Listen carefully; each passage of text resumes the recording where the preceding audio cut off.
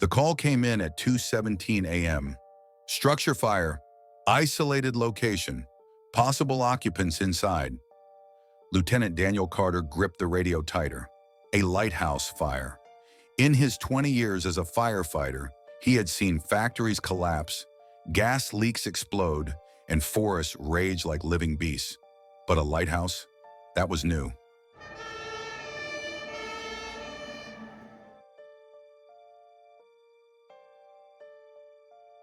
The ocean battered the rocky cliffs as Engine 47 roared down the coastal road.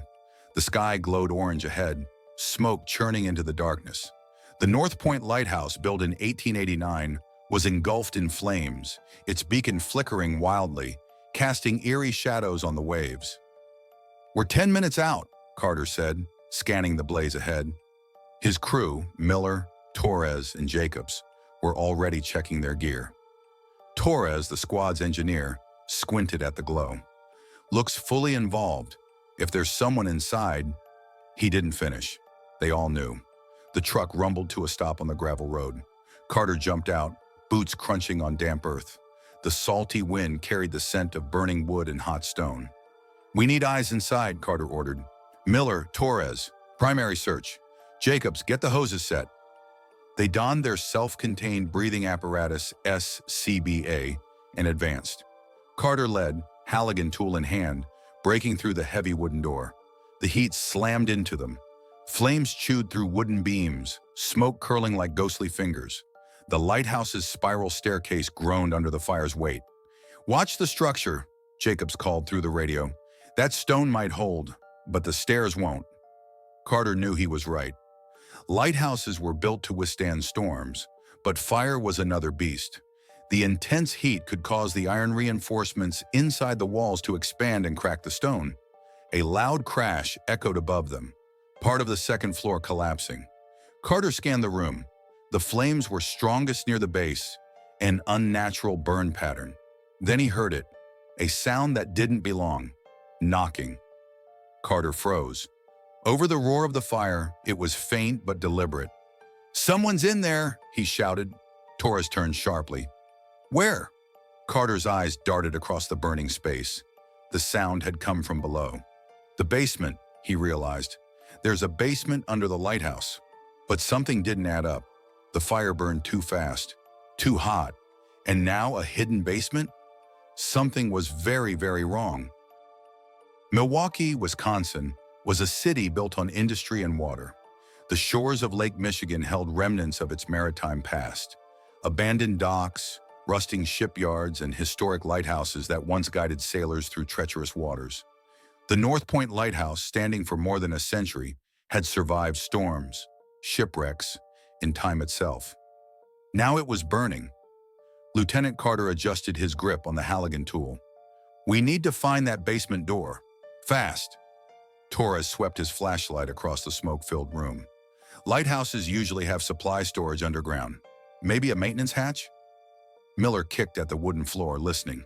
A hollow thud responded. "Here!"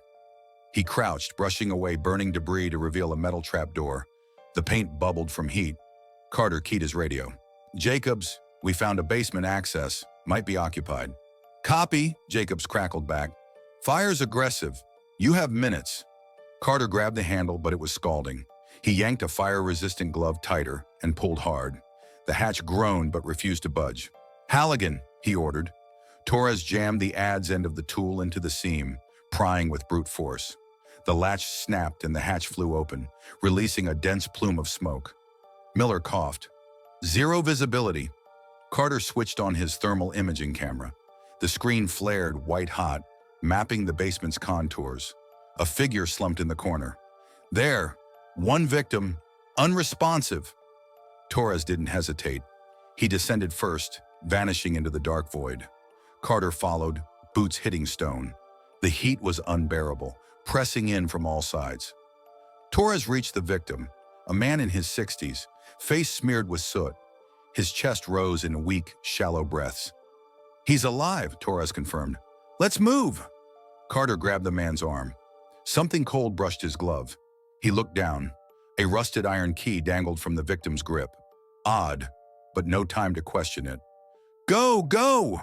Torres slung the man over his shoulder. Miller climbed out first, then helped haul Torres and the victim up. Carter climbed last, flames licking at his boots. They collapsed onto the floor above, coughing. Jacobs' voice crackled through the radio. "Roof's failing! Get out!" As they bolted for the exit, Carter spared one last glance at the basement, the key still pressed against his palm. Something about that basement felt wrong. The team burst through the lighthouse entrance just as part of the roof caved in behind them, sending a wave of sparks into the night. The cold air outside felt sharp against their overheated skin.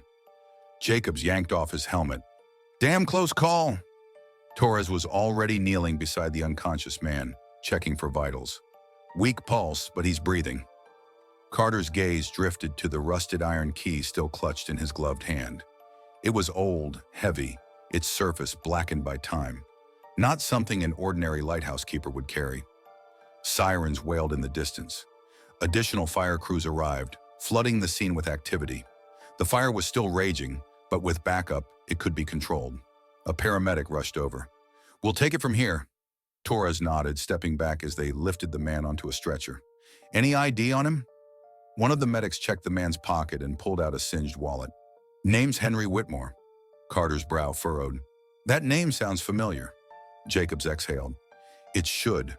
Henry Whitmore was the former keeper of North Point, retired 20 years ago." Carter exchanged glances with Torres. What the hell was an elderly, retired lighthouse keeper doing trapped in the basement of a burning structure? Miller wiped sweat from his face. The fire, the locked basement, Whitmore inside. This wasn't an accident. Carter's stomach tightened. Fires had patterns, and this one wasn't right. Lighthouses were made of stone, but the fire had spread too fast, burned too hot. He had seen accelerants at work before. Someone had wanted this place gone. As if reading his mind, Jacob spoke. "We should report this as suspicious." Carter nodded. "Agreed. But first," he held up the key, "we need to figure out what this unlocks." Before anyone could respond, a sudden crack echoed from inside the lighthouse. They turned just in time to see a section of wall collapse, revealing something behind it. A door, a hidden iron-reinforced door, partially obscured by smoke and debris. Torres swallowed hard. That wasn't on any blueprint. Miller exhaled. What the hell was Whitmore hiding? The fire was dying, but the mystery was just beginning. The iron door stood defiantly amid the smoke and ruin, its surface scorched but intact. Unlike the rest of the lighthouse, it hadn't weakened in the fire. Carter stepped forward, heart pounding. "We need to see what's inside." Jacobs frowned. "This isn't part of the original structure. Someone added it later." Carter lifted the rusted key from his pocket. It felt heavier now, as if it carried the weight of something long buried. He slid it into the keyhole and turned.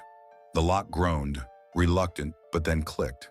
The door creaked open, revealing a dark, stone-walled chamber beneath the lighthouse. Torres flicked on his flashlight. The beam swept over dusty shelves, old maritime maps, and wooden crates stamped with military insignia. A metallic glint caught Carter's eye. A row of rusted torpedoes, half buried in rubble. Miller exhaled. "This isn't just a storage room, it's an armory." Jacob stepped forward, inspecting one of the torpedoes. "These are pre-World War II naval munitions. Some could still be live." Carter's grip tightened on his radio. "Dispatch, this is Lieutenant Carter. We found something under North Point. Possible military explosives." A pause, then the dispatcher's voice crackled back. "Copy, Engine 47. Bomb squad en route." Torres whistled low. Why the hell would a lighthouse have this? Jacobs rubbed his jaw. During World War II, Milwaukee was part of the Great Lakes Naval Defense Network. Some lighthouses were outfitted as watch stations. But this? He gestured at the torpedoes. This was covered up. Carter turned to the maps on the shelves. One had red markings tracing submarine routes across Lake Michigan. Another showed coastal defenses. Then he spotted something else. A journal, its leather cover worn and brittle. He flipped it open. The first page bore a single name, Henry Whitmore. Torres exhaled. This was his. Miller scanned the room. So Whitmore locked this place up decades ago, but someone wanted it burned. Why? Carter clenched the journal. Only one way to find out. From outside, sirens blared. The bomb squad had arrived, and whatever secrets lay within these walls were about to be uncovered. The bomb squad worked fast, securing the torpedoes and scanning for other hazards. Outside, floodlights illuminated the charred remains of North Point Lighthouse, casting long shadows over the shoreline. Carter flipped through Henry Whitmore's journal, the pages yellowed with age. His handwriting was careful, deliberate. June 12th, 1943. They brought the cargo in under cover of darkness, said it was for the war effort. We were to tell no one. September 3rd, 1944. Command never returned for the weapons. Orders changed. The war moved elsewhere. But something isn't right. I hear noises at night, voices when no one should be here. Carter's brow furrowed. The entries continued, detailing strange disappearances, flickering lights in the water, and whispers from the darkness. Then came the last entry. December 9th, 1945. I am sealing the room. No one must ever open it. They will come looking. If you have found this, God help you. Torres, peering over Carter's shoulder, exhaled. Well, that's not ominous, Miller frowned. Who was coming? Enemy spies? Jacobs shook his head. No, something else. He pointed to a faded newspaper clipping tucked between the pages. Lake Michigan Ghost Fleet, the mystery of the vanishing ships. Carter scanned the article. Reports of entire vessels disappearing without a trace, strange lights moving beneath the surface, rumors dismissed as superstition. Miller rubbed his temples. Let me get this straight. The government left a stash of torpedoes in this lighthouse, then abandoned it. Whitmore locked it up, and now, decades later, someone tried to burn it all down? Torres nodded toward the smoldering ruins. Someone who didn't want us finding this. Before Carter could respond, a radio call cut through the static. Engine 47, we've got something in the water, about 50 yards offshore. Carter grabbed his binoculars and scanned the lake. At first, nothing but dark waves. Then, a shadow beneath the surface, moving, slowly, deliberately. Torres cursed under his breath. Tell me that's just debris. But Carter wasn't sure. The fire had been meant to erase a secret, but now something was waking up. The lake was still, too still. The waves had gone silent, as if the water itself was holding its breath. Carter gripped his radio. What exactly are we seeing out there? The voice on the other end hesitated. Then, sonar's picking up something large, moving slow. Jacobs exchanged glances with Torres. Could be wreckage shifting from the fire. Miller wasn't convinced, or it's why Whitmore locked that room. Carter's gut told him this wasn't over. He turned back to the journal, flipping through its final pages. December 10th, 1945. It waits beneath the waves. We thought they were just stories, but I've seen it. The lake takes what it wants, and those ships never sank by accident. If you open the door, you invite it back. A chill ran down Carter's spine. He looked at the lake again, just in time to see a massive disturbance beneath the surface. Then something broke through. At first, it looked like a piece of wreckage, blackened metal, corroded with age. But then it rose higher, revealing jagged edges, barnacle-covered plating, and what looked like a twisted periscope. Torres whispered, "That's a damn submarine."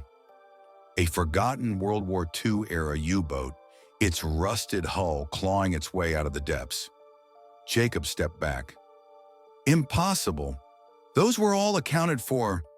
Then the lights on the sub flickered on. Carter's breath caught. Something was inside.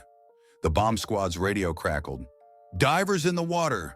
We have movement. Wait, what the hell? A sudden high-pitched frequency screamed through the air, sending everyone staggering. Carter dropped the journal, clutching his ears. The lighthouse fire had been meant to destroy something dangerous. And they had failed. Miller shouted over the noise. What do we do? Carter stared at the emerging sub, its rusted hull shaking. engines sputtering to life after decades beneath the surface. If it was active, what else had survived? Torres grabbed his arm. "Carter, we need to move! Now!" The waves swelled, crashing violently against the shore. The lighthouse ruins groaned, a final breath before the earth seemed to tremble beneath them. Carter knew one thing for sure. This wasn't just a fire. This was a warning, and whatever had been waiting in the deep was no longer asleep. Thanks for watching Brave Sparks. If you enjoyed this video, give it a like and don't forget to subscribe. Your support helps us bring you more powerful and inspiring stories. Stay brave, and we'll see you in the next one.